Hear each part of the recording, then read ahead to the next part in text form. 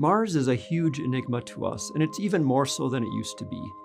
We now know that Mars has a lot of water, at least in its past. It had rivers, lakes, and probably oceans.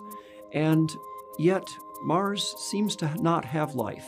We're still looking for it. We might find it someday.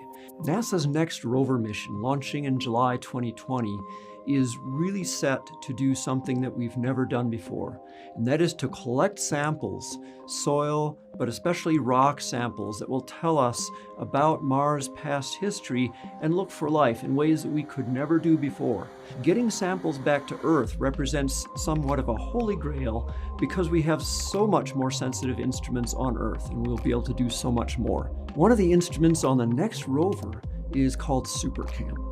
Now, SuperCam was hailed by NASA as a Swiss Army knife of instruments because it has a whole bunch of tools within one small package. SuperCam can study the chemistry of rocks and soils around the rover anywhere up to 25 feet away, but it also studies the mineralogy of these rocks or gems or whatever it finds. It fires a laser up to 25 feet away from the rover to do a lot of this reconnaissance. The Mars 2020 rover is going to land in Jezero crater, which has carbonates. Now on Earth, a lot of our sedimentary rocks are limestone, types of carbonates.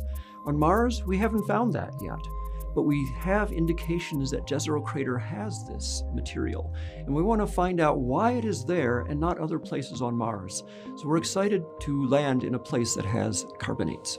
SuperCam has a microphone on board. This microphone is going to be the first one to hear sounds and the wind on Mars. It's going to hear rover sounds. It's going to hear the shock wave of the laser hitting rocks and soils.